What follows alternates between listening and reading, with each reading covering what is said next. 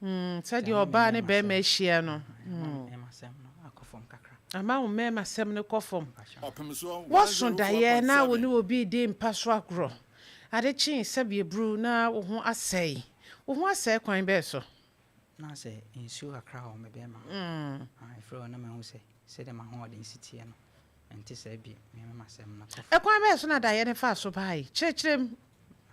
Ende me da na jo be donko. Daye di obi anim si yenda ya yenso daye. Na me hu brief ana say dey me producer brief ye no e free baby usuku mu ne sa ne ma na ma ye hu nya daye prekope. Ende na me ofi. Ana me so sa daye no anajo. Enti na ne sofo bi so kita ho e kofa sa daye ne ba ye me ye hu anu nani so. Ano e ba cho me so sofo no de obeye program o ya ho. E wa he. That time I go school Tamale. So be a program no. Ni week na me Sunday no. Ti na mo obey a program na o Sunday and very good. Obey ana me na mo ne number. Ana me friend phone so. Ti me friend phone so no bon pay ma mo phone so. Me credit back ana me hotel me. Hotel kwan be so. Me hu. Idi o ma me a country. Be 6 to 6. Inti di be 3 days na me nam ho ana me hu se me ho atomi. Ana me friend phone so na me da na se. Ti me da na se no. E di be 2 weeks na me senya da bi na me se ti ano kra na me hia man bi na o se obi na di suman e ye o sa na wo hu se wo ye ni monyamfo. Onye obi abone. Bet da ye no. Man be na wo ko hia no. Me nim no na me nam dwom se me koto ade. Ti wo hu me ano frem sa akra bra. Ti me kwa no ga se bibi e haw na me se bibi e ha me. No se me se bibi haw. Bibi e da osisi. Anam se dan ya no se wo son da ye na onya ebi na me ye honhom nipa bet mintimi nyima be me hu nti po bi no nyima na wo ye ne munyamfo nti na mpeso mu go ani ase onya obi abone bet da ye no so a na ye wo se yi no chechim se da me kan ya na wa hwe ya yi kra na je se umia mpa ebom nya se nipa no obe house a kosi se wo de be ko so kan am se yo mate nti me frɛ sofo na obo mpa ma me first one bi em no na onfa e che pansa na wo fa na ka chem se je se me ba na ho mane bompa ma ntimi ko de madam nyame anim ni o de camera si me so na so dem ho jojo mi bia me ho antomi o jojo kwai be so o bompa ma me na me kwatena se kra na ohuru me di me ho fo sesei kra na ne ho ni ade nsem bi sa fa na mama ferry sa me ko e but me de na me pe ma yaresa ana me nim se etiefu tie so bi nyame nipa na se ese bi free se wo me be si na ma ko ba bi ho mpoda kamunja me na me fa me ha na me akra bia me mpe ha isi ye be what do you feel say pa cha me na 26 tina fako what do you feel say 26 okay na me so sada nti mana go me sa kwa obo mpa me ho antome nti fra na me se da bi papa yi se ne ba ne me a kenye dom ahia na ade bi ase bi e ferry ode me be gina dom ani ma bo mpa ma nti me de me nsa nko hobi nti me so na me ferry nti me fada ne me mada kra no ma mo mama ne yese me nyada ibia ma enya me sunsun so se ana me honi se asemi se kra no didi nkoma samra obi ti obeka se o oboa ana so no obi na ahyehya ho se bi entomia me se mada age metena ha na no pe ti please me baya me hiamwa se me hu sofo no obo mpa ye jojo na chidie ebiem na si o ma na me san eso sa da ye bet ma san ko hobi bet ade ba ko ne se me mpese me kasa ka wonsem kan ye hu asem na ni so brevi sofo no e ko mpa bo me madam fo bi e ko ho empre no first one e ko e di 3 days second one e ko ene de wan frame amfa ne nsan to me so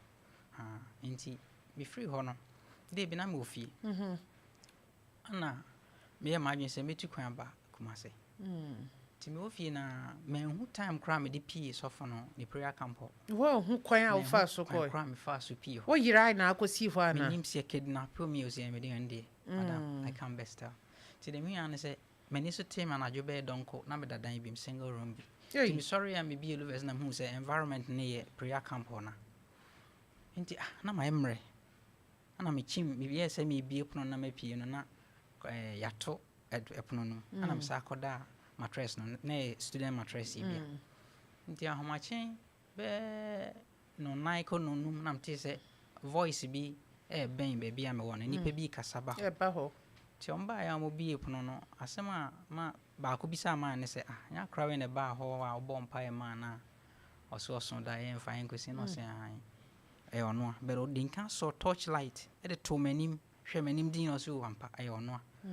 no ombisa ne se na akra ne ho aton na ma hyeda ye me ho se de madam akra ne ho aton no so de bi ne ho nton ana o ka se o ne ho nton de kwan be so na akra ne ho beto no so munya no e me ana se ye no me de to ne so but onim se e me tina first one of free phones no be din kan yi ma no the second one dey me nya dey am yi e free ne so sofo na asema o kan no madam me din tro nya me nim da ana o kan se bi se akra we oyin munyamfo pa na daachi oyi ni ti a odoma e be ba na so nya agro oyi ni ti organa ha obi ensi me ha emma ha so be bompai aha ti menya de na be pia ha ide me de ni betwa so me yi ne free ho asema o kan no nti omudi nkomo kwa achi eye ya na ja omo pie ti menim sa refie ne ba yo se den opono no mantum ti me bie pono me chim krokro na e bie ana ne sa ho ma chi be no num kono nsia me ti si kwem ana me nya aka ana ja me fa ka ba fi ana me bo me na ba ma ne aha ana me frɛ me fa dan so e bo na ma ne nti na asɛm no se ni esitie no e free hore sofo ne ntam te sɛn bie me frɛ na onfa ana me so e ba ne sa me gyan ne frɛ kra be me pesa me kan gu nanim asentini din die me srɛ fa kyɛ ye me kra me nka se bo ne din wada roma de me bi sane se e free hore ne ntam te sɛn bie sofo na frɛ ana wo so wa frɛ ne bie ma na ne frɛ no so ono personally cry dia on frɛ me da se wo susu sa ho na de sa ya de na to so ana se wa dwodwo wo be ma no madam se enye pia me kopie ho ne nkoma odi ye dia me de na me free se obi na se bi e bia odi ne be ye bi ye den e ha me obi te se hwan na sabre no na do ani abu baifo be enie madam eja mpenifo ne bu won be me sere me kan bi mpenifo se abo bi be ka we free won tuma me na me free se fie ni pa bi na e fie ni pa hwan man fancy su bia be me de me hu ne se bia mabusua ni bi na ye wo sa me sa enye se what for ba pen me pa chao min din tro free se wo me de be sine me ne oban de ehia e brebe na hu sa wo be ma anya adwuma etwembe afini e konfie mi no ni na o me sem ne kofom ana se anya adwuma kra e kofom na bra na emu odin no na eti sei on se madam onye be ma be me bi me menye be ma wo me ma me ne be ma so na wo nti ye ni ye nkomo be me bi anim se se oso kra na so be me so di agra wotimi so mu di agro ho wo di agro se me hu se di o ya wo so ne se ya doma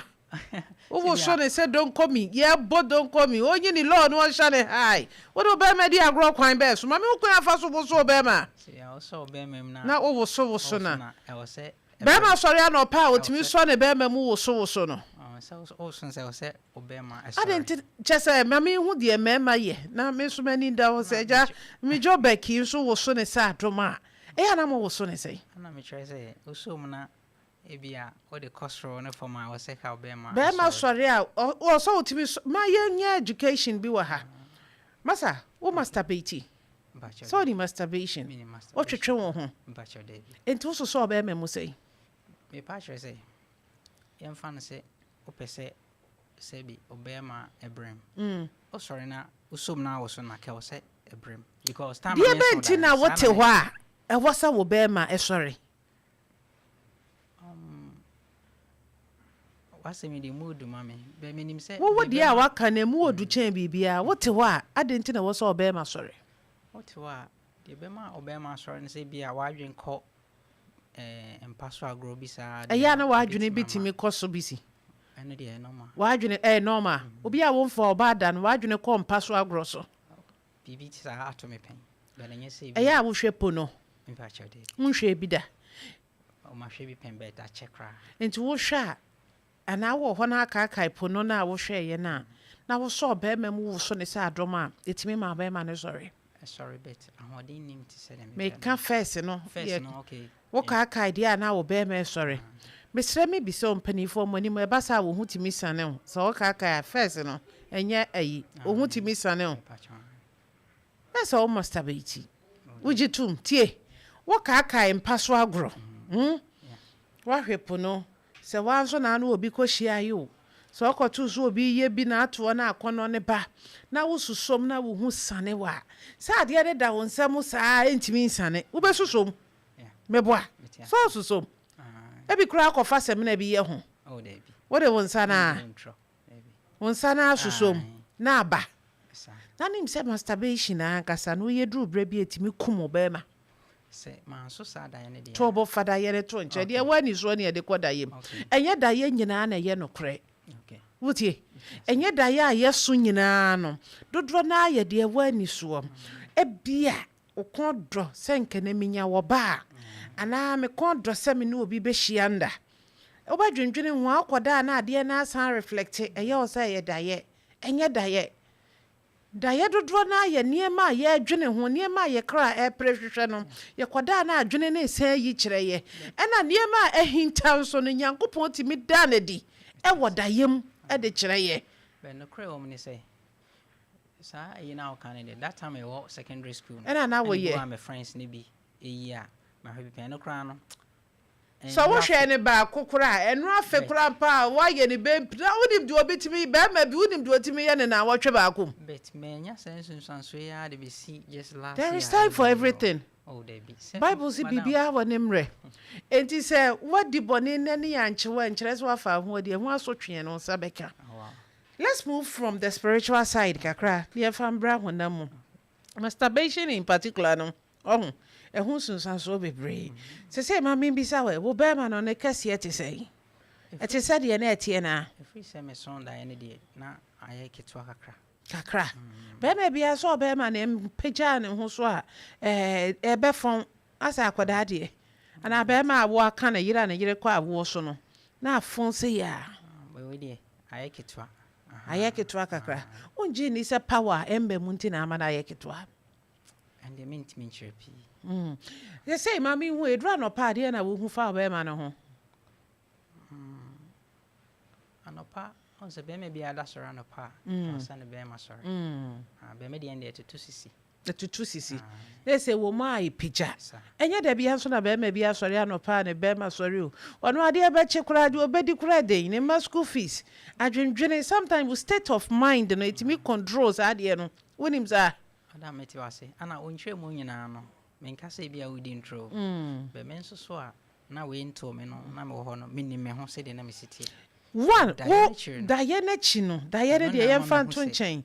but ansa na daye ne be ba na wo twetwe ho ewo mu a wo kaka ne ma bia wotimi wo be ma na wo se ekita wo kora wo hu simi sane o bia wa sori ne bia na se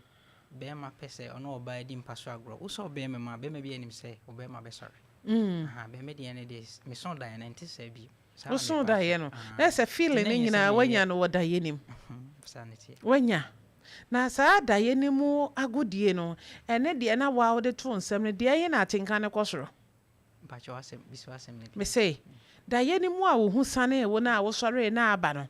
ene de wa wo kaka wo tirimu ana wo hu timi sane ono ni mi no compare de ye na atenka ne wosoro da ye mu de no ana honam ani de no da ye mu de ende ekoye se de me ne oba da ankasa enti me say eno na atenka no Urechi at ya hinda na tenka ne kosoro pa. Eno de Diana Diana. Diana Diana na sweet. E kwa ni mu pa. So. Diana wo kai ni pa woni ni shianda. Debi. No your ba na be ma. Oba. E na ni shianda. Na ususu se sofo na adane ne ho sa ne wo shianda na. Eno de mentimi fa. Wa wo se wote de sofo ne kan wo wasom obi nso hye wo nkom wa bra na wonam krom so sofo ne de bibia to sisim ekwan ya wo fa so koda sofo ne camp wa hu oni nipakuo bi begina wo se de obawie ba ko no oyifri wo so na we de o ma ne nyi obawie wo kra nti se ho na ado wani bu no e de no credit ba ko sofo na misusu se e bia wo hu me da achenti no aye ne se wo da ache na te sei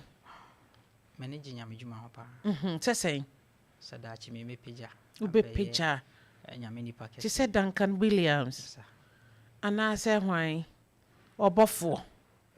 be break ka ho menso mami hu mensa wotabel na obofo omode men call mo na ase ade omo nya asofo obi nim enye ne sa men call mo ho de ntina men pese me ka ko so what wo mo nka hwahwe mo TV so na obi ni mu so on so nyame nipa Opambo e honso honest men kon hoda second chance men kon hoda person be so no asofo ntino we bro ha me hu mo TV so bet me sheda nkan mama ye onso atenenka matenenka onso person yes so no mama pat what they say mama pat ana why na okay na hwan so na so chiri me free say mama pat one say mama pat NPP mama pat there be NPP papa psychologically no ya na to how was sitting mu to say madam metia papa oti apom ya wote se nkofo kasa waso ana wote nkomodie bi wo waso na meti bibisa wafa ne se nyame na ya na ne wo kasa na mpacha wo hu ne se nyame ne isana na ya na nkomo ne bi te say eno de kakra meti maka ne se nyame di phobia ewo ani waso tu wani a wo wona ye ni bai me wani so ade hu wote hade na wahu o me hu he for now wote abontin wo hu dai bia ye compare bo me dia metime hu bibi bompa ye ne hwe de obe hu ye nkata ye ni bompa ye ne enko ye ni ba cho ori ma me brefo fro debi bompa ye ne enko ye ni be me na bompa ye ne enko ye ni nkata me ni ma me da fofro no bompa ye ne enko ye ni okay here bompa ye mate otumfo adwunya nkopon ye da wase amen ejai na da ye hwa wonsa amen menim se eye wo na wo yo yen na tebia bia nso awrade nipa kombie mu no wo awrade o ka ho ye ho bi amen wasem say many are the afflictions of the righteous but the Lord delivered him from them all amen awrade menim sense we biara me nam no wo awrade wo ka me ho amen awrade ne anope me shrawo se fa won saka me amen awrade bu mani wa ne yino ma cho amen enya me pe ne mo awrade wo pe na enya ho amen amen amen so for shenko okay povra sunsun ba chole ma me honto mi nwiansa pese na ahodi ni ho ani so ade hunu ne mba na enye ne sa sese wa hu bibi na ide bibi hia me bibi hia no so ha wa ba so de obenya onkwaje matiase nti de na nyame ka kire ye o de mente hwe onte hwe na wo hu hwe intro debi wo hu hwe so madam bajon se tibia me wo mo no sembo hu bibi na wo kan we be ka se na wo kra wo ani so ade hunu na se utinya me forget it safo nsa ne ho safo tie me safo nsa ne ho matiase enya mama eni di mkwan so o so temase bi na me honto me na ebre bibre wo yani ma e betimi edi nkomo akachi se wa yare san wo pe hospital ana wo pe comfort me dem hu ni say honhom mo ade because my hospital peno and dey when me sentiment kan ka ho